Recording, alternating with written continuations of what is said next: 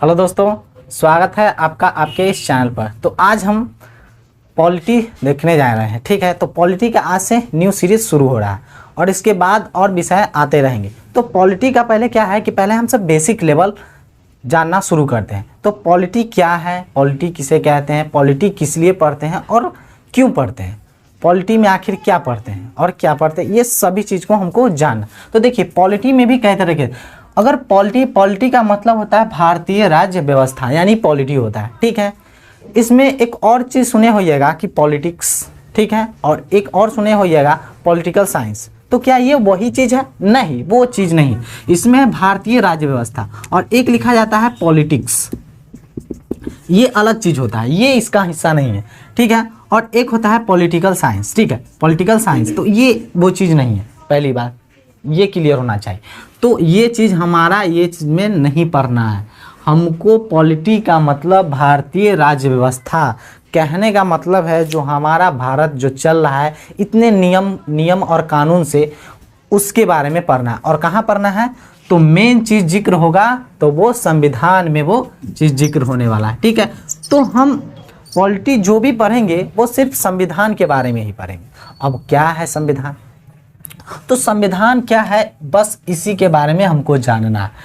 पहला स्टेप हमारा यही रहेगा पॉलिटी पढ़ने से पहले, आखिर क्या है पॉलिटी, हम क्यों पढ़ते हैं, क्या ज़रूरत है इस पॉलिटी का, अब पॉलिटी में हम क्या पढ़ते हैं। तो पहला सवाल का जवाब ये है कि पॉलिटी में हम संविधान पढ़ते हैं। तो भाई संविधान क्या है, संविधान क्या होता है? तो संविधान की कुछ पहले कहानियाँ समझ लेते हैं। संविधान एक तरह से नियम कानून है पूरे देश के लिए। नियम कानून क्या होता है? जैसे एग्जाम्पल की तरह अगर देखा जाए, अगर आपके घर में अगर दो सदस्य हैं तो कोई दिक्कत नहीं, लेकिन आपके घर में अगर मान लीजिए 20 सदस्य हैं तो सभी के लिए कुछ ना कुछ काम बांट दिया जाता है कि इसके लिए कुछ अलग, मतलब इस 20 व्यक्तियों में से कोई 2 को अलग काम दिया जाएगा, 4 को अलग काम दिया जाएगा। ऐसे करते करते क्या है कि तो वही नियम कानून से इस 20 व्यक्ति को हम जो चलाते हैं और जो परिवार चलाते हैं उसी को हम नियम कानून कहते हैं। तो नियम कानून हमको देश के लिए देता कौन है? तो वो संविधान देता है। अब संविधान भी क्या, अब इस संविधान में भी देखा जाए तो इसमें एक संविधान है और एक संविधानवाद है। तो संविधानवाद पहले पढ़ने से पहले हमको संविधान के बारे में जानना है। ठीक है, तो यहाँ से संविधान की कहानी शुरू करते हैं। तो चलिए अब संविधान के बारे में जानना हम शुरू करते हैं। अब देखिए संविधान क्या है, तो संविधान की ज़रूरत क्यों पड़ी?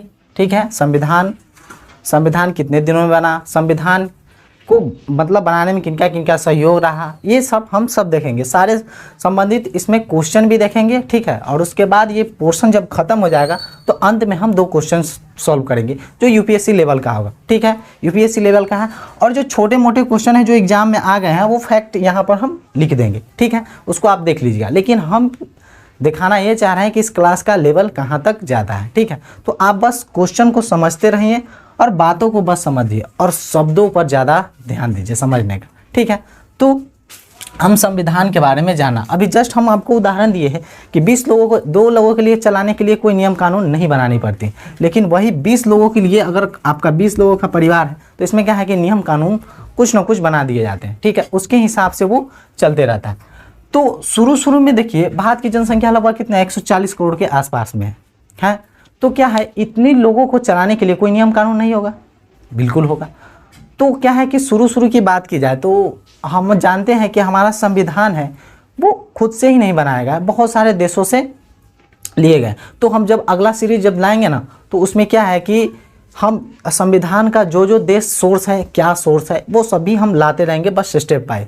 इस क्लास में हमको मोटिव मेन ये है कि आखिर संविधान है क्या। ठीक है, संविधान कहते किसे, तो बारे में देखते हैं। तो देखिए संविधान क्या है, तो संविधान किसी भी देश में अगर हो ना, उस देश में संविधान प्राथमिक क्या होता है, प्राथमिक कानून होता है। किसी भी देश का प्राथमिक कानून होता है, प्राथमिक कानून होता है। अब क्या मतलब हुआ, अब जैसे मान लिया जाए कि संविधान में कुछ कानून लिखे गए हैं और उसके बाद है कि अलग से कोई सरकार क्या है कि बना दिया गया। तो क्या है कि अगर वो सरकार कोई कानून बनाया है, ठीक है, और संविधान में जो कानून लिखा है, तो सरकार और सरकार भी कानून बनाता है किसके हिसाब से, संविधान के अनुसार। यानी संविधान में जो बात लिखा हुआ है उस बात का उल्लंघन नहीं होना चाहिए, नहीं तो वो खत्म हो जाता है। ठीक है, समझ गए कि संविधान क्या है। किसी भी देश का एक संविधान एक बुक है, संविधान एक हमारे भारतीय संविधान, ठीक है, ये बुक है। अब भारतीय संविधान में ये क्या है कि देश को कैसे चलाया जाए, राज्य को कैसे चलाया जाए, ठीक है, यहाँ के जनता को कैसे क्या क्या पावर दी जाए, यहाँ की सरकार को क्या क्या पावर दी जाए, और पावर के साथ साथ सीमा भी दिए जाते हैं। ठीक है, तो ये सारी चीज़ें, तो संविधान मतलब समझ गए कि संविधान किसी भी देश का एक प्राथमिक कानून होता है, इसके ऊपर होता है वैसे। ठीक है, उसमें हम देखेंगे, संविधानवाद में हम देखेंगे। तो संविधान क्या काम करता है, किसी भी देश का वो संविधान प्राथमिक कानून होता है। इतना बात अब समझ में आ गया। ठीक है, अब उसी तरह अब क्या देखिए, संविधान में क्या है कि संविधान नियमावली बनाती है, यानी नियमावली, यानी इसमें नियम बताए गए हैं कि क्या क्या इसमें होगा। ठीक है, जैसे अपना देश का कौन सा होगा, देश में कौन का देश को चलाएगा कौन, देश के उस सरकार कैसे बनेगा, सरकार के साथ कौन कौन होगा, ये सारे नियम कौन बताता है, तो ये हमारा संविधान ही बताता है। ठीक है, संविधान क्या बनाता है, और सरकार भी यही बनाता है। और सरकार जो बन गया हमारे किसी भी देश का, अब सरकार भारत सरकार अगर देखा जाए तो भारत सरकार कैसे बना, तो वो नियम सारी चीज़ें इसमें दी गए। तो उस सरकार को शक्ति भी, कहाँ सरकार को शक्ति है, प्रधानमंत्री को शक्ति है, बिल्कुल है। किसी भी देश में क्या है कि कोई भी योजना चालू करने का, या फिर जो भी बड़े बड़े नेता हैं उनको जो शक्ति दी गई है वो कौन देता है, सरकार को शक्ति भी कौन देता है, तो ये संविधान भी देता है। शक्ति के साथ साथ सीमा भी देता है। और सीमा कहने का मतलब है सीमाएं कहने का मतलब हुआ कि अगर सरकार हर व्यक्ति, जैसे प्रधानमंत्री को अलग काम दिया गया है, प्रेसिडेंट को अलग काम दिया गया है, ये सबका अपना अपना काम है, कोई किसी के काम में दखल अंदाजी नहीं कर सकता, या फिर कोई किसी का काम नहीं कर सकता। जैसे मान लिया जाए कि अगर प्रधानमंत्री का काम कोई प्रेसिडेंट कर सकते हैं, नहीं, सबका अपना अपना नियम दिया गया है कि फलना चीज़ आपको ये करना है, आपको ये करना है, आप किसी भी काम में टांग किसी का नहीं आ रहा। ठीक है, और साथ में सबको अपनी अपनी सीमाएं दी गई है। यानी अगर मान लिया जाए कि सीमाएं नहीं देती, तो अगर मान लिया जाए कि प्रधानमंत्री होता है, उसके पास ही सारा पावर होता, कानून भी बनाता खुद दे न्याय करता, सब की जे कहता प्रधानमंत्री वही होता, तो क्या होता पता है, निरंकुशता आ जाती। यानी भारत क्या हो जाता, फिर से यहाँ के जनता गुलाम, यानी तानाशाही बढ़ने लगता। क्या, जैसे हिटलर हुआ करता था, है ना, तो हिटलर की कहानी भी वैसे ही है। तो वो क्या है, खुद ही कानून बनाता, सब चीज़ खुद ही करता था, तो हिटलर जैसा माहौल हो जाता। तो हमारा संविधान ये देता है, सबका अपना अपना पावर में बांट दिया। तो अब बात समझ में आया कि सरकार तो है लेकिन शक्ति भी देता है, लेकिन उसकी सीमाएं भी, यानी संविधान से चढ़ के ऊपर कोई काम नहीं कर सकता है, कोई भी हो। संविधान क्या है, प्राथमिक कानून है, यानी संविधान में जो बात लिखा हुआ है उससे ऊपर जाकर कोई काम नहीं कर सकता। क्लियर है बात? चलिए, तो संविधान के बारे में इतना बात आपको समझ में आ गया। संविधान क्या है, किसी भी देश का प्राथमिक कानून होता है और इससे ऊपर होता है। लेकिन चलिए अब इसको समझते हैं। संविधान बात समझ में आया, किसी भी देश का प्राथमिक, जितना चीज़ है जो अभी हमारे संविधान में अभी हम देख रहे हैं, जैसे व्यवस्था, सरकार की व्यवस्था देख रहे हैं, ये सारे राज्य सरकार की, मुख्यमंत्री कैसे बनता है, प्रधानमंत्री कैसे बनता है, राष्ट्रपति, ये सारी नियम कहाँ दी गए हैं, तो इसी संविधान में दी गई है। और संविधान में जब वो कोई व्यक्ति भी मान लीजिए कि प्रधानमंत्री बन जाए तो उसको पावर चाहिए, तो वो पावर कौन देता है, यही संविधान। यानी पावर का सोर्स कौन है, संविधान है। और साथ ही क्या अगर कहा जाए कि पीएम ही अपना न्याय सुना दे, ऐसा हो सकता है? कभी नहीं। न्याय सुनाने के लिए, किसी भी फैसला करने के लिए हमको कहाँ जाना पड़ेगा, तो कोर्ट जाना पड़ेगा। तो यही है इसकी सीमा है, यानी हर व्यक्ति हर काम नहीं कर सकता है, सबको अपना अपना काम दिया गया है। बात क्लियर है? तो ये है संविधान। अब संविधानवाद क्या है, तो पहले हम देखते हैं। जैसे क्या है कि संविधान है अब संविधान क्या क्या करता है? संविधान सरकार भी बनाता है, उसको क्या उसके बाद इसी में लिखा हुआ है न्याय करने के लिए अलग होना चाहिए, ठीक है, कानून बनाने के लिए अलग होना चाहिए, है ना। तो ये क्या एक व्यक्ति ही सब काम कर सकता है? बिल्कुल नहीं कर सकता, सबको अपना अपना कार्य दिया गया है। तो यही चीज़ है संविधानवाद, यानी कोई एक व्यक्ति को कोई पावर न देके हर व्यक्ति को पावर बांट दिया गया है, ठीक है। तो ये है, तो इसी को कहते हैं हम सब संविधानवाद कहते हैं। क्या संविधान से ऊपर भी कोई होता है? बिल्कुल होता है। कौन होता है? तो वो होते हैं हमारे देश की जनता, मतलब जिस देश का संविधान हो उस देश का वो जनता क्या होता है? संविधान से भी ऊपर है। क्यों? अब आप कहिए कि कैसे आप संविधान से ऊपर कैसे कह सकते हैं? नहीं, देखिए संविधान जब बना है तो क्या है, ऐसे ही बना है। चूंकि संविधान बना है इस मानते हैं, हम सब मानते हैं, इसीलिए संविधान बना है, कोई दिक्कत नहीं होना चाहिए। तो संविधान मानते हैं इसीलिए, जब पूरा देश का जनता अगर संविधान मानने से क्या इनकार कर देगा तो क्या संविधान रहेगा? बिल्कुल नहीं, वो क्या हो जाएगा? शून्य हो जाएगा। अगर कोई सरकार संविधान से ऊपर करके कोई कार्य करना चाहे तो क्या कर सकता है? बिल्कुल नहीं, वो सारे कार्य क्या हो जाएंगे? स्थगित हो जाएंगे। तो संविधान क्या है? तो अगर कोई व्यक्ति है, कोई या फिर कोई भी सरकार है, भारत सरकार, क्या संविधान के ऊपर चढ़ के कोई कानून बना सकता है? कभी नहीं बना सकता। यानी जो संविधान के अंतर्गत जो बातें कही गई है, जो कानून लिखे गए हैं, कानून अलग से पढ़ना है, संवैधानिक कानून इसमें है, ठीक है। कानून का अलग आता है, सीआरपीसी और आईपीसी का सेक्शन वो अलग हमको पढ़ना है।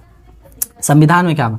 तो इसका मतलब हम कह सकते हैं कोई भी न्याय भी होगा, न्याय भी करेगा तो क्या संविधान के ऊपर से जाके कर सकता है? बिल्कुल नहीं करेगा। वो सब संविधान के जे काम होता है नीचे ही होता है।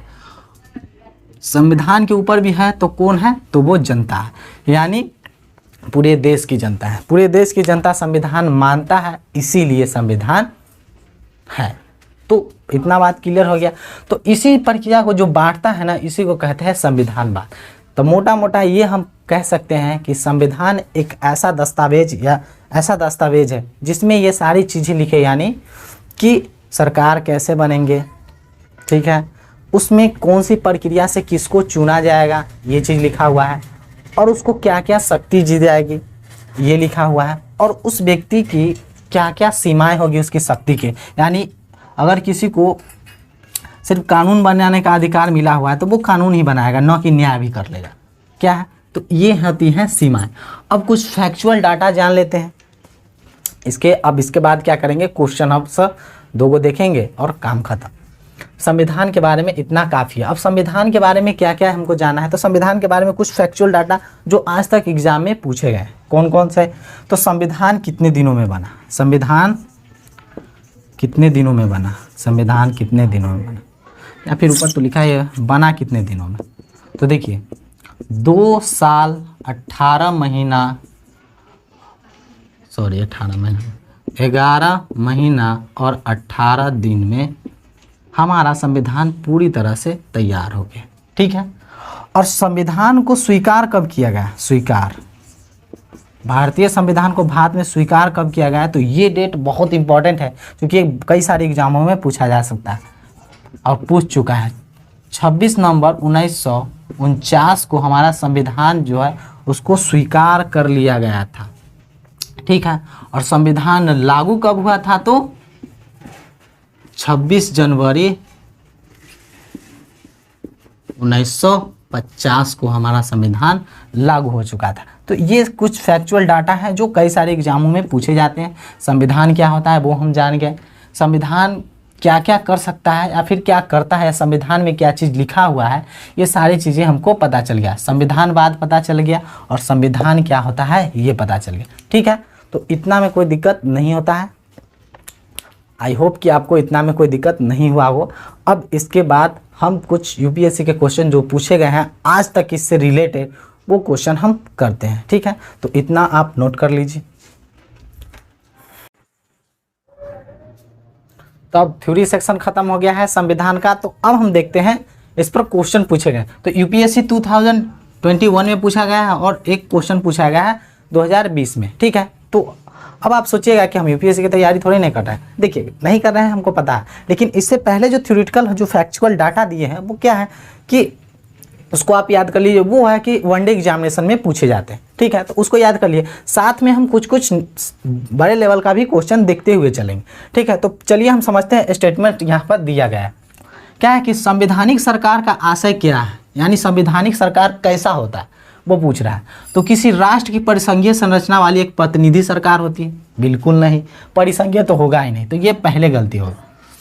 कोई सरकार जिसके प्रमुख के पास नाम मात्र की शक्ति, अगर नाम मात्र का शक्ति होता तो क्या कोई कुछ कर पाता? नहीं, खाली सरकार बना दिया था, उसको कोई पावर ही नहीं मिलता तो कोई काम का ही नहीं होता। चलिए, अब तो ये भी ऑप्शन लग रहा है कि गलत है। कोई सरकार जिसके प्रमुख के पास वास्तविक शक्तियाँ हो, वास्तविक शक्तियाँ अगर बाय द वे किसी को मिल जाए तो वो क्या करेगा? वास्तविक शक्तियाँ मिल जाएगा तो वो क्या अपने मर्जी से जो करेगा, वो चाहेगा वो करेगा। अब ऑप्शन डी है कि कोई सरकार जो संविधान की सीमाओं से परिबद्ध होता है, यानी संविधान में जो जिक्र है जिस सरकार का, जो सरकार बनाएगा वो क्या है कि अपनी मर्जी से सब काम करेगा? बिल्कुल नहीं। क्यों? क्योंकि उसको जो शक्तियाँ, संविधान क्या करता है, सरकार को शक्ति भी देता है और उसकी कुछ सीमाओं को भी बांधता है कि ये हर काम नहीं कर सकता। इसकी अलग काम है, प्रधानमंत्री का अलग काम होगा, राष्ट्रपति का अलग काम होगा, मुख्यमंत्री का अलग काम होगा, ये सारे कामों को बांटा गया है, ठीक है। तो इसका मतलब है कि ऑप्शन डी हमारा इज द राइट आंसर होगा। क्यों? कि संविधान की सीमाओं से बंधा होता है। संविधान से ऊपर चल के कोई काम कर सकता है? नहीं कर सकता है, यानी संविधान से वो बंध के काम करता है, यानी संविधान ही सर्वोपरि होता है। हमारा किसी भी देश का संविधान ही प्राथमिक कानून होता है, उससे ऊपर कोई नहीं। चलिए, अब अगला क्वेश्चन क्या कह रहा है कि परिभाषा से संवैधानिक सरकार का अर्थ क्या होगा। तो संवैधानिक सरकार कैसा होता है ये भी पूछ रहा है। तो चलिए इसका ऑप्शन देख लेते हैं। क्या हो रहा है? विधानमंडल द्वारा सरकार, विधानमंडल द्वारा तो मुख्यमंत्री बनता है, तो ये बिल्कुल नहीं। लोकप्रिय सरकार कैसे? अब लोकप्रिय का मतलब हुआ किसी भी लोकप्रिय सरकार को बना दे तो क्या उसको सारी पावर एक के साथ जो चाहे वो कर सकता है? नहीं कर सकता है। तो यहाँ पर भी है बहुदलीय, यानी एक दल से ज़्यादा। सीमित सरकार, यानी सरकार की सीमा क्या होती है? निर्धारित होती है, यानी वो जो चाहे वो नहीं कर सकता है, यानी हमारा ऑप्शन डी इसका इज द राइट आंसर होगा। तो आपको आई होप कि इसका क्वेश्चन लेवल समझ में आया होगा। इससे पहले जो थ्योरी लिखवा दिए थे कि संविधान कितने दिनों में बना, संविधान को एक्सेप्ट किया गया कब किया गया और संविधान को लागू कब किया गया, ये सारे कुछ फैक्चुअल डाटा है जो आपको कई एग्जाम में, वनडे एग्जामिनेशन में पूछे जाते हैं, तो वो आप याद कर लीजिएगा। और ये साथ में ये सभी क्वेश्चन हम क्वेश्चन इसलिए करा देते हैं ताकि आपको पता चले कि हाँ आखिर इससे भी क्वेश्चन रहता है, ठीक है। तो आज के लिए इतना ही, अब मिलेंगे किसी नेक्स्ट वीडियो में, तब तक के लिए जय हिंद।